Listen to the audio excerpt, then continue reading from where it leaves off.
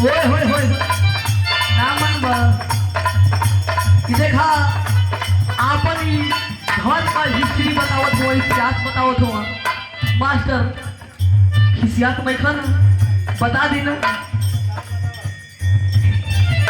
इनको पलिखाई जब नहीं हर गईली तो अपने सखी सले हर से बतावत रही कि ये सखी दुनिया में हम देखा था नहीं ऐसा मर्द बाड़ा को एगो घरे घर वाली बाहर बाहर वाली बॉम्बे वाली दिल्ली वाली रोड वाली व्हाट्सएप वाली इंस्टाग्राम वाली फेसबुक वाली, लेकिन बाहर है हमारे राजा जी तो खाली बस घर वाली पर रहिला।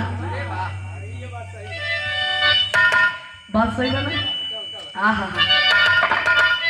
वो कहली कि जब हम आवत रहली तो हमार सैया जी इतना गमछा से पुक्का फाड़ के आंख मल के रोए लगले, मुंह ढक के।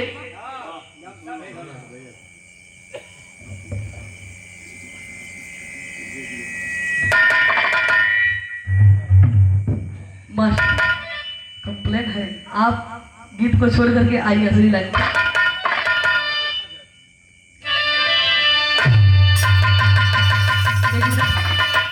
उनसे बहुत बढ़िया विरह सुने के मिलल, बहुत अच्छा विरह रहल। देखे बाबूजी एकदम वैसने विरह आप लोगों के हम सुनाई। और धीरे धीरे 4 भी बज गए ना। देखे वैसने विरह सुना दी ना। कांड सामाजिक चित्रण, सामाजिक विरह। आजकल ये जमाना में दुनिया में का होत बा, कहल जात बा कि डिजिटल इंडिया, आधुनिक जमाना। लेकिन इस आधुनिक जमाने में डिजिटल इंडिया में क्या क्या हो रहा है? आए दिन हत्याएं, मर्डर, बलात्कार। यानी लोग जितना ही शिक्षा प्राप्त कर रहे हैं उतना ही दिमाग में गोबर भरा जा रहा है। लोग हो बाबूजी भाई भाई आपस में धन दौलत खाती, रुपया पैसा खाती, जमीन जायदाद खाती आपस में ऐसा लड़त हुआ कि रोज खून का होली। एक बित्ता जमीन ना दे तो रखे तू का कहले हवे खटनी हमरे जमीन कोड़ के बहुत रही हम आ तू लेबे एकदम जाय ना दे, जान जाई पर जमीन ना जाई। और देखे बिरहाई आप लोगों के एकदम भाई भाई के ऊपर सुनने की मिली। आखिरी कैसन भाई भाई हुआ बिरहा का शीर्षक बा कातिल बाप विरोधी बेटा। आखिर कैसा कातिल बाप है और कैसा विरोधी बेटा है मास्टर? लाइट दो।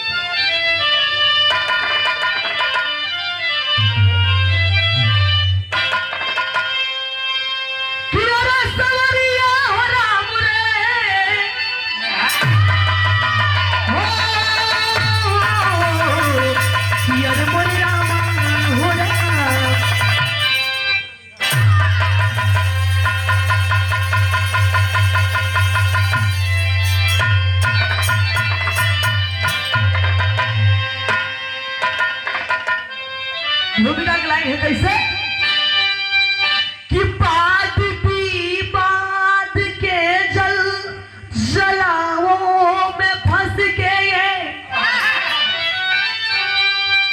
द्वेष की भावना मन में मानो जलाते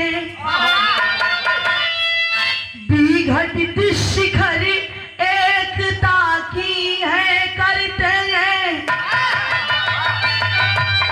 रिश्तों के दामन में दागी लगाते वेशभूषा में लगते हैं आदर्शवादी मुख में गांधी मगर दिल में नाथू बसाते हैं। तो विश्वास किस पर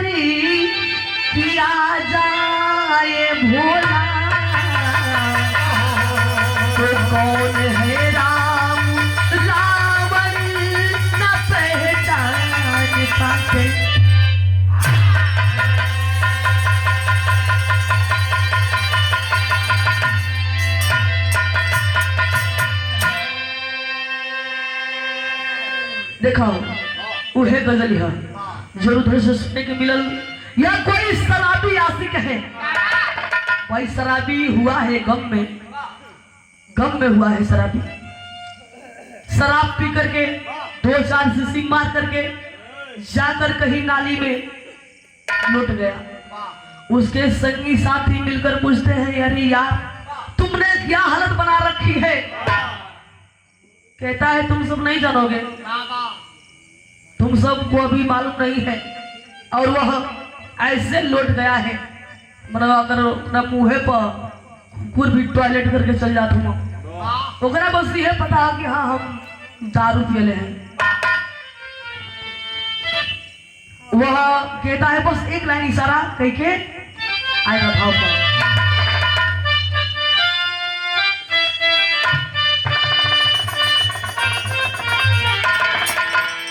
क्या चाहिए इसको हम पूरा कर देते हैं। देखिए उनकी लाइन कुछ और थी लेकिन हम अपनी लाइन कुछ और कर देती हूँ।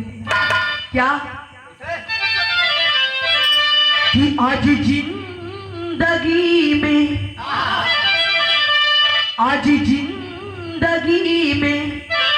खाया धोखा।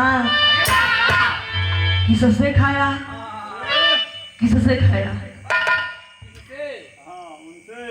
नाम क्यों बताएं? लग रहा है कि मेरे से पूछ रहे हैं। नहीं मानेंगे? आज जिंदगी में खाया धोखा, अरे बेवफा के प्यार में ये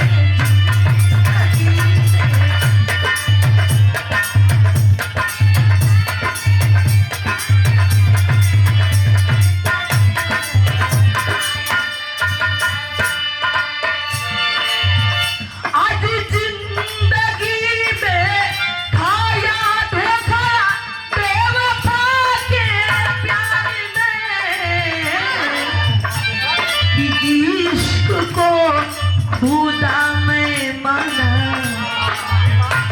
हाँ इश्क को खुदा में माना करके पहली बार में इश्क को।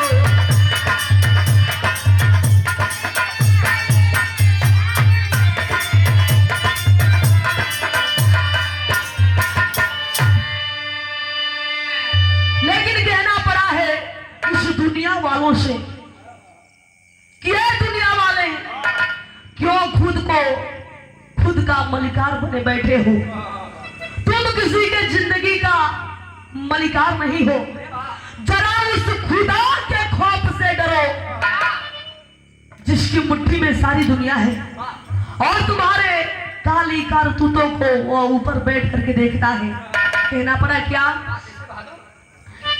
यार चल रहा है जमाना तेरा, अरे चल रहा है जमाना तेरा।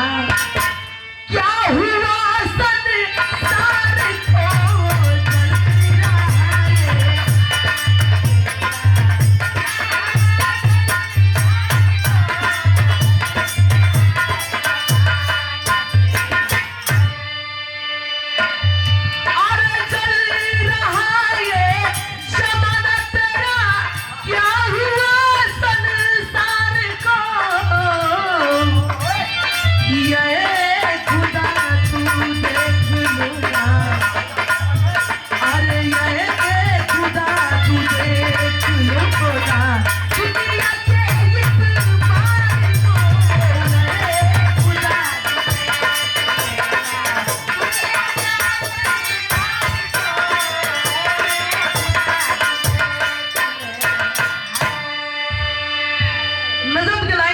कहानी की शुरुआत हुई इससे।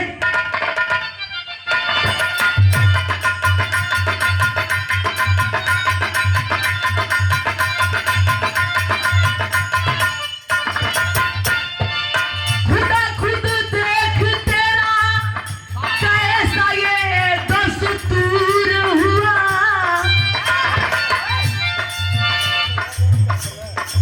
खुदा खुद देख तेरा कैसा ये दस्तूर हुआ। कबूतर का भाई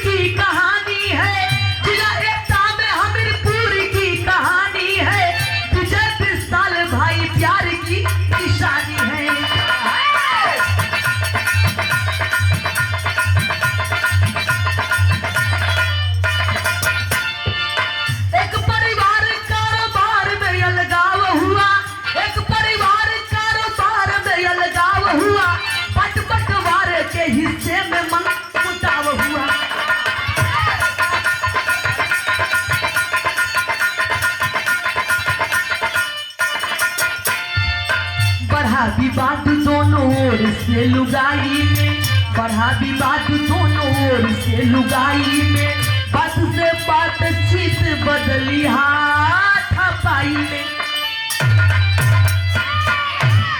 देखे बाबूजी, कहानी के गौर से सुनो।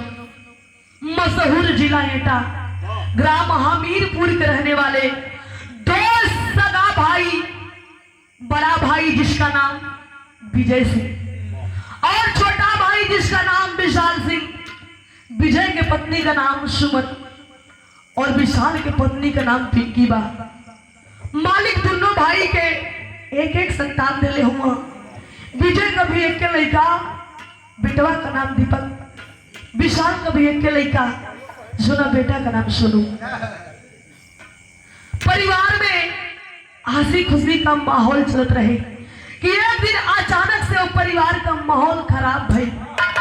दोनों परिवार नाश्ता पानी कई के अपना अपना, यानी एक ही कारोबार है, अपना ड्यूटी पर गईला।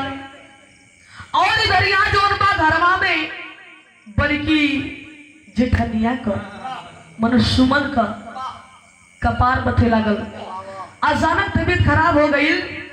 तब पिंकी से अपने दौरान से कहलस कि पिंकी इबरा तू ही खाना बना दे, आज हम बीमार बानी, बड़ा ही तकलीफ बा, सर दर्द करत था। अब बताई सुनलस कि अरे हाँ ही देखा न हूँ, एक लाज नहीं लगा था खाली हमारे के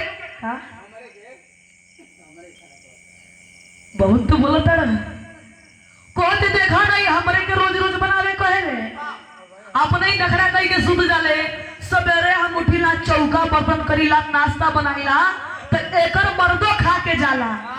आई खनो बनावे कहतिया, देखो ठाठ से के नौकरानी समझतिया, आई नौकरानी समझतिया मोके। पिंकिया कहतिया है चाहे खाइबू चाहे ना खाइबू, चाहे एक में रखबू ना रखबू, हम खाना ना बनाई, हमरा बस का बात नहीं खे। अब सुमनी सुमस कलश के रे पगली, एक दिन का तो बात है, लेकिन पगली के एक दिन ना लौकत है। अब ओकरे कपार पर चढ़ गइल बा कि वही बताया लगा काहे से कि एक में मजा उजा मिलत ना ह खइला पे लगा, तनी अलगा रहती तो खूबे खिंचती मुर्गा कटा। आखिरकार हो बाबूजी, दोनों दयादीन आपस में भिड़ गईली, इतना जोर शोर में भिड़ गईली कि तोड़ मोड़ हो गई। मन बुझा कि अब कपार मुचुवल कर ली। हाँ कोना गांव का लड़का देखलस कि अरे आई देखा ई दोनों दयादीनी है, ई तक को हंस के मुंह में मुंह सटा के बतिया उतर ली है सर। आये बेरवा का हो गई कि अपने में एकदम खार हो गई सब। वो तुरंत बेचारा भाग के गई वो दोनों भैयान के पास और जाके कहले बा कि भैया हाई काम धाम थोड़ा जा चलो जा घर देखा भौजी के करे चोट लड़ाई के आपस में लड़ल पाई जा। दोनों भाई भाग के अइला, आ जब यहाँ के चौकट पर खराब भइला तो चुपचाप तमाशा देखत हुआ कि मन कौन बोलत या बेसी। तो ई देखले बस पिंकिया अपने मर्द के मनो देखा भसुरो के देखले बा, लेकिन जब अपना मर्द के देखले बा अब देखकर छाती दुना न हो गई। खिसिया के कह दिया तोहर मर्द रुपया पैसा बैंक बैलेंस सब छीट के रख ली हला, लूटपाट कर रख ली हलस। का देले हा ई पतिया विजय सिंह के बहुते बाउर लागल। आज जब बाउर लागल हो बाबूजी तब भइल का मास्टर गीत लगल कैसे।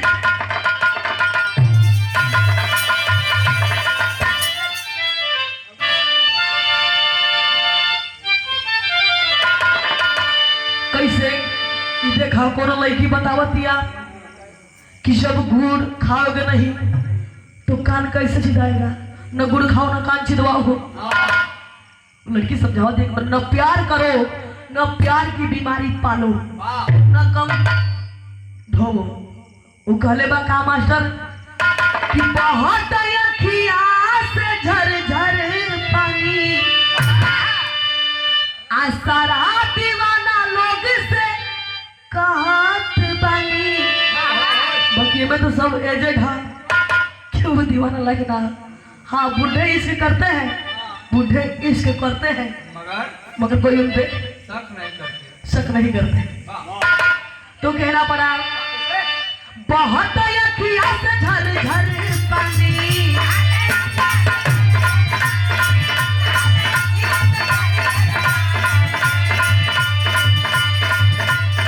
सारा दीवाना लोग से कहत बानी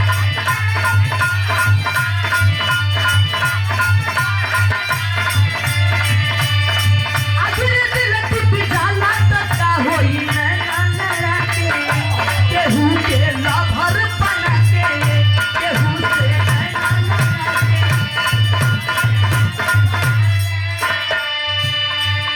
लेकिन भाव में कहना पड़ा क्या हो गई परिवार में जबरा गरबा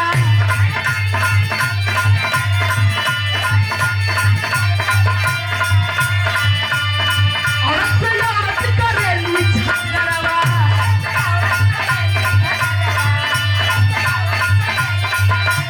अरे चिन्ह भाई के भाई चलावे ले भाई के लाठी भाई से आज भाई खाती चलावे ले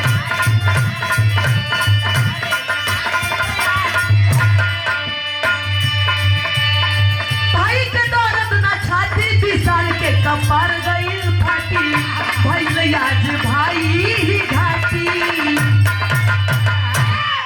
ये पतिया विजय सिंह के बाउर लागल और विशाल से कह दिल के रे तोर मेहररुआ का दिया रे तू छोट रहले माई बाबू बचपने में मर गईला तो के आप पाल पोस के बड़ा कैली पढ़ौली लिखौली तोर बियाह कर देली आज तू परिवार वाला हो गईले तो अपना परिवार के भगवान मानता रे कपारे पर बिठा के रख ले बारे ए विशाल एक मुंह बंद कर जब इतनी बात करना विजय तो कहो तभी चलवा ए भैया जवन हमार मेहररुआ को हत्या एकदम सही को हत्या का दिले हुआ हमरा के बतावा का दिले हुआ अब तो एकदम उनका क्रोध 7वां आसमान पे हो गए उठाई के लाठी विजय सिंह ऐसा विशालवा के कपारे पे चलोला अपने वो छोट भाई के वो समय ना देखला कि हमार भाई है ऐसा लाठी चलोला कि कपार तर से फाटल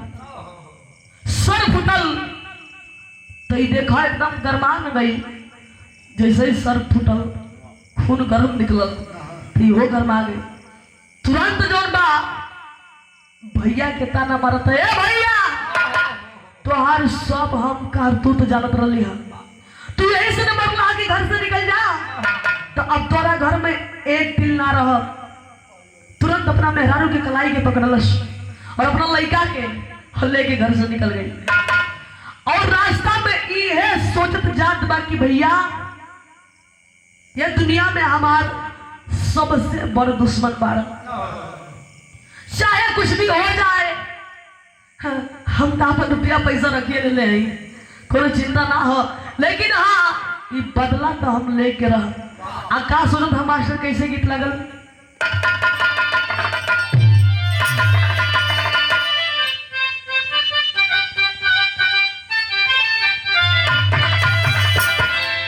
देखा कोनो मेहरारू चिढ़तिया मास्टर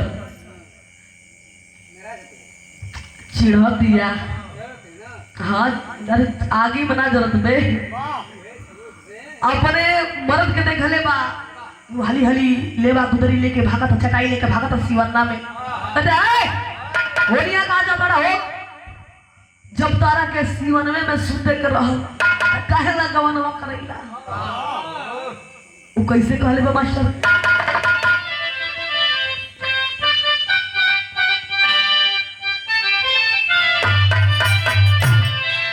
राजा जनी जागा राजा जनी जा तू सूते है दलाली में राजा जनी जा तू सूते है दलाली में राजा जनी जा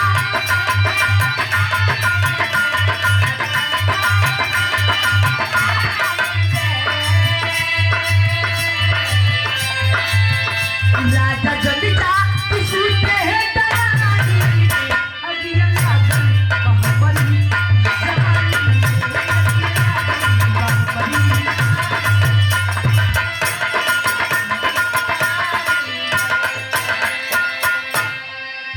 लेकिन एकरे दिल में का हो कि प्रतिशोध के जलल दिल में यारी बा, प्रतिशोध के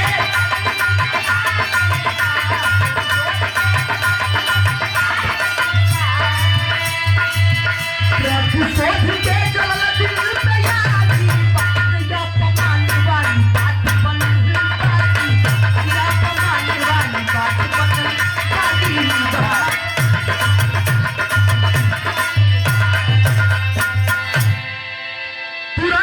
गईल कहा मेहरारू लड़का लेके चल गई अपने मित्र अब्दुल खान के घरे। आज जब अब्दुल खान देखले बा एक सिर से खून का धार, तो इतना ही धाधा के गले धरा तारी बा। मेरा मित्र आ गया इसी बहाने, लेकिन मित्र तुम्हें चोट कैसा लगा है, तुम्हें कैसा चोट लगा है बताओ तका। मित्र अब्दुल खान से सुनावले दुख सारा, हाँ मित्र अब्दुल खान से सुनावले दुख सारा, मित्र के जवाब दे तो पत्थर के करारा।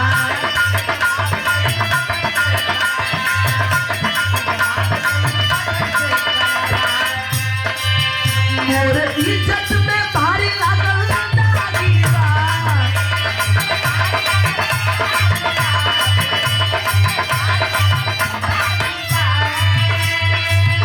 मोर इज्जत में भारी लागल दागी बा, या पमान वाली बात बनल बाती बा।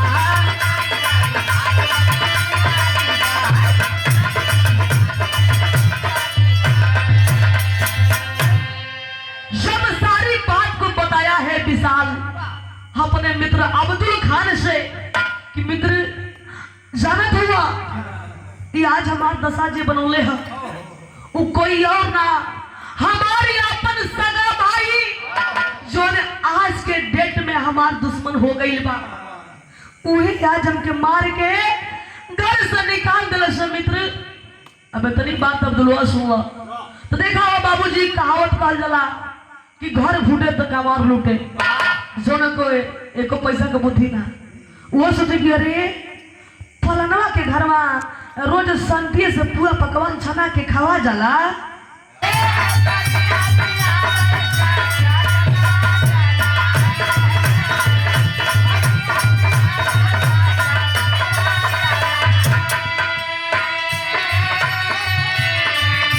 जब हो बाबूजी दीपक भोजन मांगे तब वो पपिया गाल पर खींच के तमाचा मारे, लड़का छछना के रोवे लगे। कैसे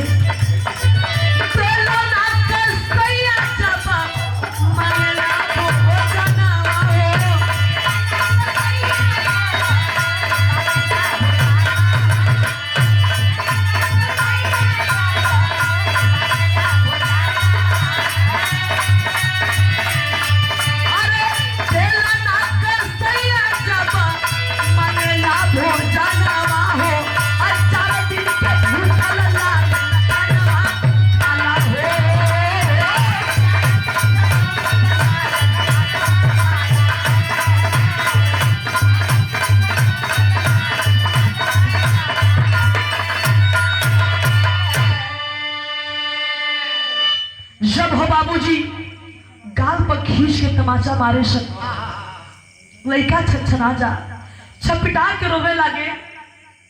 और अब्दुल खानवा देखा फिर चूड़ी कस जात हो, अरे यार ये कितना जोर जोर से रोवा था, अगर यह सही की रोई तो हमनी का काम बहुत बुरा फंस जाई। जल्द से जल्द अगर काम तमाम ना कल जाई तो बहुत ही देर हो जाई। आ धीरे धीरे एकरा के 4 दिन हो गई बा। अब ज्यादा एक घर में रखल जरूरी नहीं है, न तो 4 दिन में हमनी का 4 कर्म हो गई बटे, 5वां कर्म बाकी बा। कैसे जान बचा के हमनी कहे के रखले बानी जा, यानी यह चढ़ावत बा कि अगर काम जल्दी से तमाम का कहले बा। कैसे गीत लगल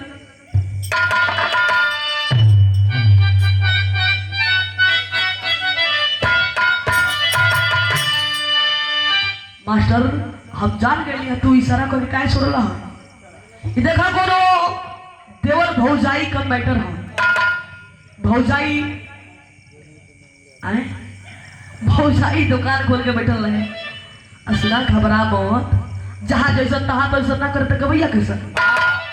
भौजाई दुकान खोल के बैठल रहे, देवर गई सामान लेवे, अगर ब्याहे का दिन पड़ल बा, उस सामान ले गई बा, आज सामान बढ़िया मांगत रहे, लेकिन भौजैया के नखबार लगल। देवरा कहता, देवरा कहले बा, का कहले बा, अरे खोला दुकनिया ना ये भौजी, खोला दुकनिया।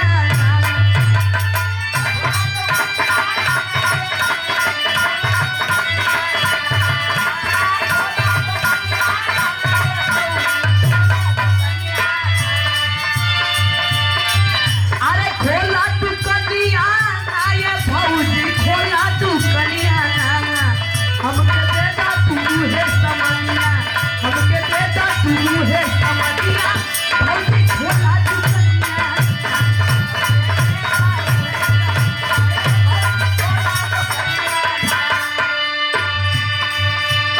बाबू भौजैया का कहतिया, यो सुना दिलेनिया, सुना दी। अरे ले बस मनिया काय देवरू, ले बस मनिया।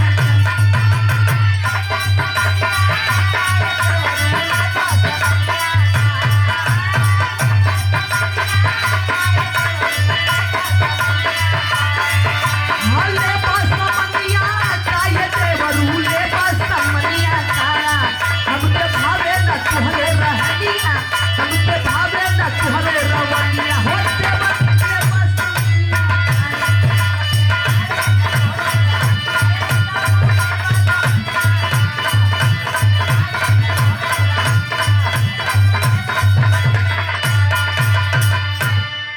परी देखई का कहले बा, देखो ई कितना रहस्य के बातों के समझावत बा। अरे खुल जाई पोलवा तारे पीतवा, खुल जाई पोलवा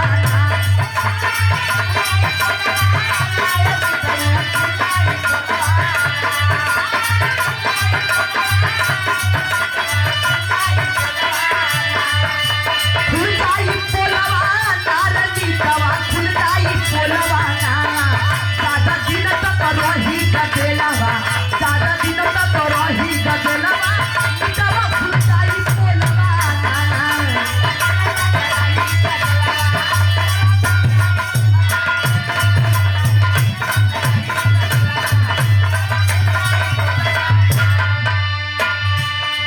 ये कहत बा कि सुन दोस्त, अगर हमार बात तोके बढ़िया लागे तो करेजा काट कैले बदला ले ले, ना तो ऐसे बढ़िया मौका ना मिली।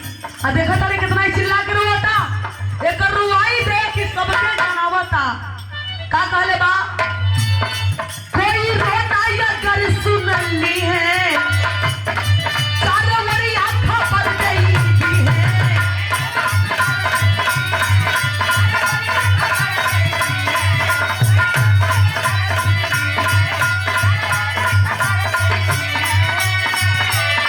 भारी अंजाम भुगते के पड़ी, भारी अंजाम भुगते के पड़ी हो, पूरी कैसा पवनवा।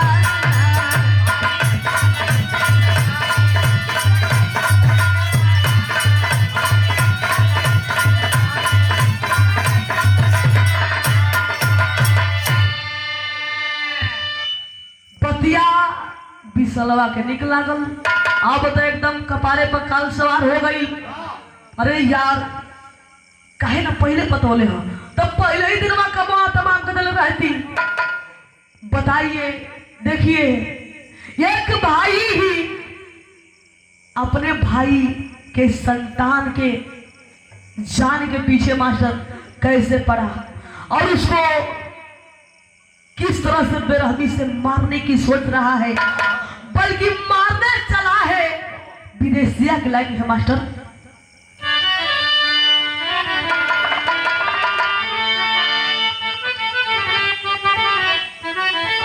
कि जिभिया के काटी लिहले, अरे रट करके छुरिया हो, अरवता सुगनवा पहाई करके निरवा। अखिया रही तो बाई हरदम सिया हो अखिया निकाली लिहले तरफ उठा हिरवा हाथ गोरा काटी करके और घर में छिपाई दिहले पतलो के जूहा में फेंकी अइले सिरवा। यानी इतना बेरहमी से हो बाबूजी, इतना बेरहमी से अब्दुल खान और बिशलवा उन लड़का के मारत हुआ। बताइए कैसे कोई अपने भाई के संतान को मार सकता है। लेकिन काल और जमाना और डिजिटल इंडिया जवान न करा दे। उठाया है खंजर और धारीदार चाकू। सबसे पहले बेरहमी से उकर जीभ मुंह पे ऐसा तमाचा मरला। तमाचा मार के कहा था कि जीभ बाहर निकाल। लड़का डर के मारे जीभ निकाल देता है। तुरंत उसके जीभ को पकड़ा है और चाकू से रेत के हो बाबूजी, वो छुरी से रेत के जीभ के काट देलस। लड़का छपटा के लगल रोवे। आवाज तो ना निकला था, बाकी आंख से आंसू का धार चला था। जब दोनों पपिया देखला, यानी देखिए मदद कर रहे हैं और बड़े ही शौक से जब देखे कि आंख से आंसू का धार चला था तो वह छुड़ा भोग के दोनों अखिया भी काढ़े लेला। आंख निकलल, लड़का तड़फड़ा गई। जब लड़का तड़फड़ा के हाथ ऊपर पट के लागल जमीन पर, तब पपिया यंत्रदाम में हाथ पैर के कटला और ओकर सर धड़ से अलग करेला। सिर के झोला में कई के उनके लपेट के पतलों के जूहा ओरी के गेलन और सारा धड़ जोन बा घर में ही गड्ढा खोद के छिपा देला। और दोनों बात ना होके और दोनों कसाई हत्यारे क्राइम करके, मर्डर करके, हत्या करके फरार हो जाते हैं। कैसे मास्टर? सरंगा गीती है।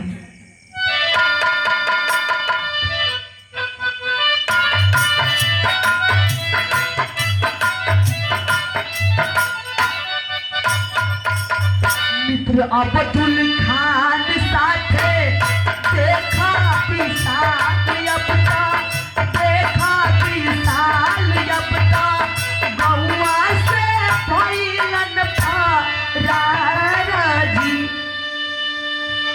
आ रहलन पिसाल के हो सोनू लाला नावा हो, सोनू लाला नावा हो, सौदा के तू लारी।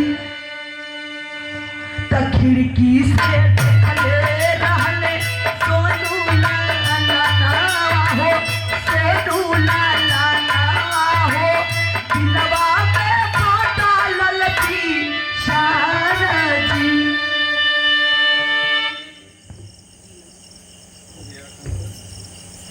और परम सम्मानित श्री आप दया शंकर पिताजी आपको ओर से मिला ये 51 रुपए का पुरस्कार। नमस्कार बनाम आशीर्वाद की कामना है। वो तो पापी फरार हो गए थे, लेकिन 20 साल का जो लड़का वो सोनू रहा, बहुत ही ईमानदार लड़का था। बचपना था, सच्चाई बुराई का फर्क बड़ा ही अच्छा तरीका से मालूम है। वो सारी कारतूत को लड़का खिड़की से छिप के देख ले रहे, अपने बाप के असली चेहरा के देख लेलस कि हमार बाप एगो साधारण इंसान ना, कुल का द्रोही है। और मारे हमार बाप अपने ही हाथ से अपने भाई का दिया बुझा देलस। अगर काम पड़ जाई, जरूरत पड़ जाई तो ये पापी बाप हमरा के भी मार सकेला। ये सोच के लड़का दिल में विचार बदल गई और योजना बनौले बा। कैसे मास्टर पापड़ खिलाए में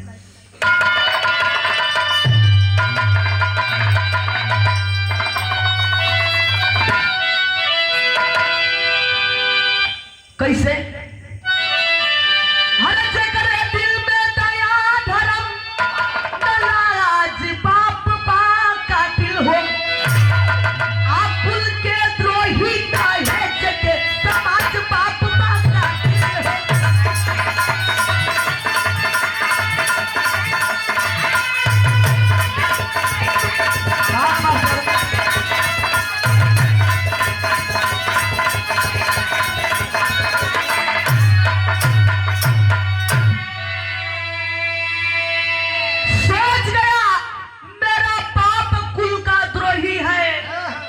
मेरा बाप हत्यारा है, मुजरिम है, कहता है अरे बैरी भैले बापू हमार फूटल भाई के जोड़ा हो, अब बेटी के हम सबक सिखेबे बन के बेटी फोड़ा हो, सीने अंदर चाकू मारब आज बाप बा कातिल हो। अरे कुल के द्रोही कहे जे के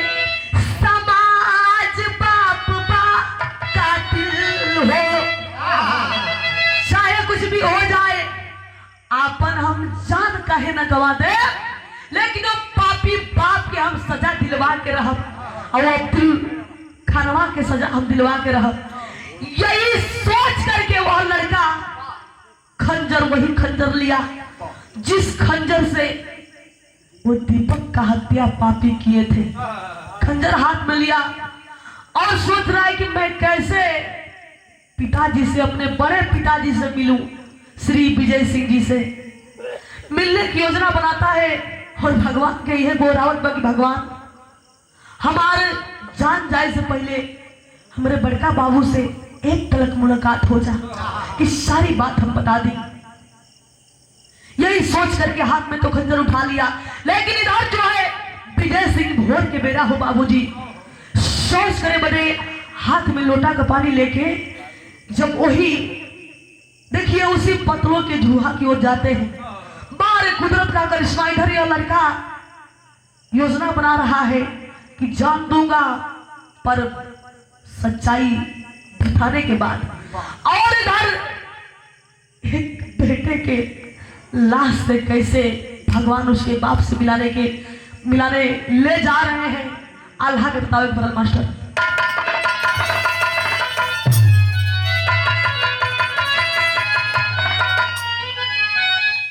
कहना पड़ा कि चोरी हत्या पाप नहीं, अरे चोरी हत्या पाप नहीं, छुपेला छुपावाला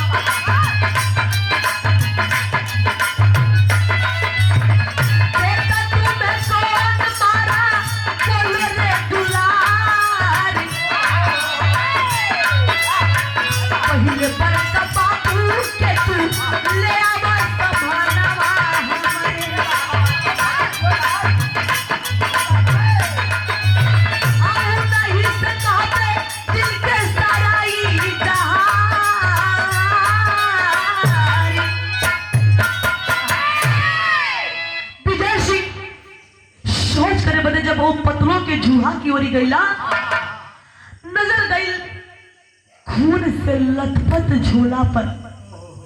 पागल तब भइल हुआ, तब से जब से बेटा लापता है, तुरंत लोटा के बारी नीचे धइला और वो झोला के पास चल गई। हिम्मत इतना हो गई बा कि कहीं आग पानी कुछ दिखाई ना देता कि कौना चीज से हमके खतरा हो जाए। तुरंत तो झोला के उठा लेला हाथ में।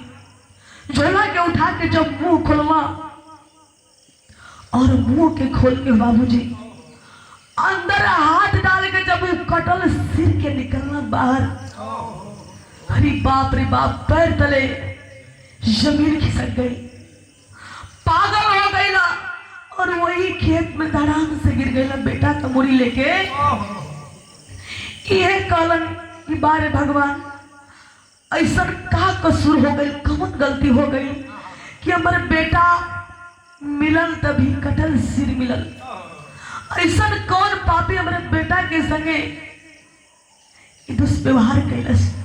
तुरंत वो मुड़ी के गमछा में लेला, गमछा में लपेट के लेके चल गई थाना में और सारी बात के थानेदार साहब से बतावत हुआ कि साहब, मेरा लड़का मेरा बेटा एक ही औलाद था, 4 दिन से लापता रहा और आज 5वां दिन मिलल। तो मेरे बेटा का एक कटल सिर, न जाने या कौन पापी ऐसे मेरे बेटे के साथ सलूक किया और न जाने धड़ कहाँ छिपौले बा।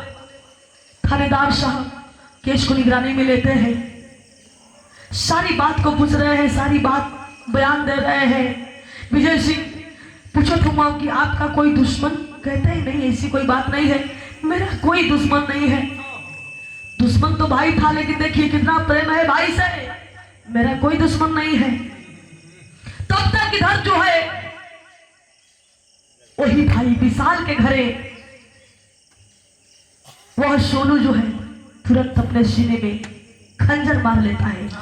शोर मचलबा कि विशाल के बेटा सोनू के कोनो गुंडा खंजर मार के फरार हो गई। देखा यही के कहले कि जे दूसरा को बिगाड़ेला ओकर अपने आप बिगड़ जाला। शोर मचा, खबर थाना तक गई कि एगो लड़का के कोनो गुंडा मार के फरार हो गई। बस यह बात गया कि एगो लड़का के कोनो गुंडा मार के फरार हो गई बा। वहीं पे है विजय सिंह और थानेदार साहब जो है अपनी टीम को लेकर के पहुंचते हैं। दरोगा साहब तुरंत आते हैं उस लड़के के पास और जब देखा वो सोनू के तड़फड़ाहट गोदिया में उठा के पूछा था दरोगा साहब की बेटा सही सही बताना कि तुम्हें कौन मारा है। ये बेटा सही सही मेरे से बताओ तुम्हें कौन मारा है। लड़का फफक के रोता कहता दरोगा साहब हमसे हमरा के तो से बात करे के मौका ना है। अगर सच्चाई के जानल चाहत हुआ तो हमारा बड़का बाबूजी के बुलवा दा, उन्हीं से सारी बात बताई। दरोगा महोदय पूछ रहे हैं तुम्हारे बड़े पिताजी कौन, क्या नाम है बताओ। बताता है श्री विजय सिंह। अरे बाप रे बाप, दरोगा साहब भी जो है सर पे हाथ रखकर सोचने लगते हैं, सोचने पर मजबूर हो जाते हैं। क्या वही विजय सिंह जो अपने बेटे का कटा हुआ सिर थाने में लेकर आए थे? बाप रे बाप, ये तो घोर अपराध है। और तुरंत विजय सिंह की बुलावल गई और जब विजय सिंह गई ना तो लड़का का मुड़ी तो ले हुआ गमछा में पर वो मुड़ी के दूर रख देवा। जब देखला कि सोनू के सीना में खंजर लगल है तो बेटवा के तुरंत भाई का लड़का के तुरंत गोद में उठा के दुलार प्यार करत हुआ। अब पूछत हुआ कि बेटा तो के मारल है बेटा? अरे दीपक भी छोड़ के चल गई और तू काहे नाता तुरंत हुआ बेटा। तब वो सोनू कहले बा कि पापा ज्यादा बतियावे के समय ना है, हमरा से पसंद मत होगा कि हमके के मरले है तबे हम बताई। और हमारे साथे तरह एगो काम करे के हुई बोला के बाद का कहले बा खड़ी लाइट है।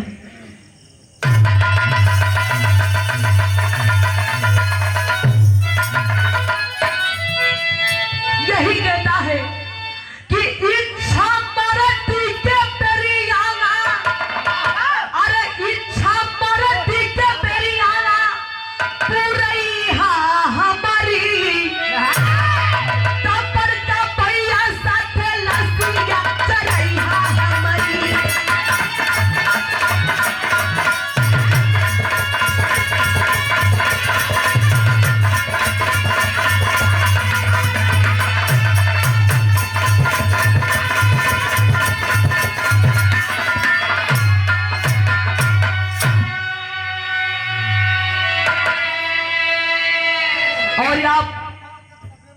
सुरेंद्र यादव जी, आपकी ओर से मिला 101 रुपए का पुरस्कार। नमस्कार, बड़ा आशीर्वाद की कामना हो। कहता है कि बड़का भैया साथे लसिया जरैहा हमारी। जब इतनी पतिया के विजय सिंह सोलवा की बड़का भैया साथे, बेटा तोरा के कैसे पता रे कि दीपक के दुनिया में ना हुआ? कहा बाबूजी सब बात हम जानते हैं, कहाँ का भइल, कैसे आपदा आई और क्षण भर में झकझोर के चल गई।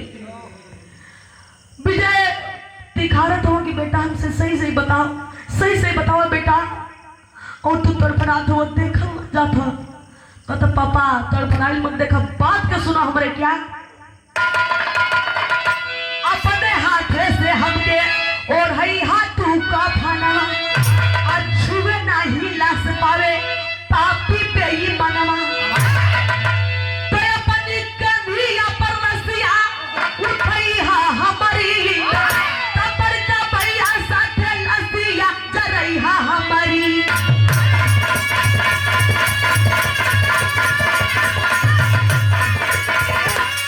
कहता है कि छुए नहीं लास पावे पापी बाप बेईमानवा। जब बाप के बात आई तो अपने भाई के याद करे लगला विजय सिंह। कहला कि का हमार भाई विशाल, अरे पगला तू का कहता रे, लक्ष्मण जैसा हमार भाई है, तू के बेईमान बनात हुए पापी कहत हुए, धिक्कार बा तोरा ऐसा बेटा पर। कहत बा रे पापा, जोना भाई के तू लक्ष्मण माना तारा, भगवान माना तारा, कोनो भगवान ना है तार दुनिया में वो सबसे बड़ दुश्मन बा। अब हमारे पास समय ना है, एक और ही बात हमारे ध्यान से सुनिए। दूसरी बात बताओ बा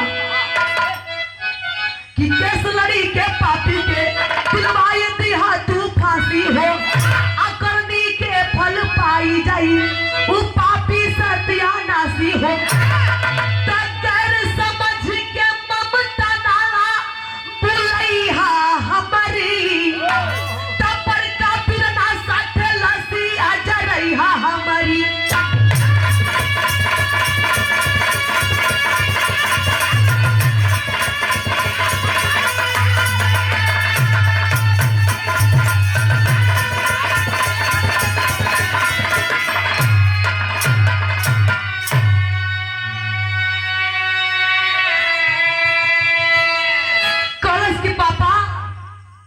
वचन दिले हो ना। दूसरी बतिया ये है जो ना भाई के भाई कहता उहे तोरा कुल के दिया के बतौलस। हमरा ये दोनों मखिया के सामने हो पापा बड़ा बेरामी से भैया के जान से मार दिलस। और है ना ओकरे संगवा में अब्दुल खनवा बा, वो दोनों पपिया दुनिया के कोनो कोना में छिपल हुई। दोनों के खोज के ढूंढ निकलिया और दोनों के फांसी के सजा दिलवई है। ए पापा ये तोहार बेटा सोनू के दिल में ईमानदारी रहल, भाई के प्रति प्रेम रहल, खानदान के प्रति प्रेम रहल। ऐसे आज सिनेमा में चाकू मार के तोरा के सच्चाई बताए पहब ऐसा मजबूर भई, ऐसा कदम उठौली।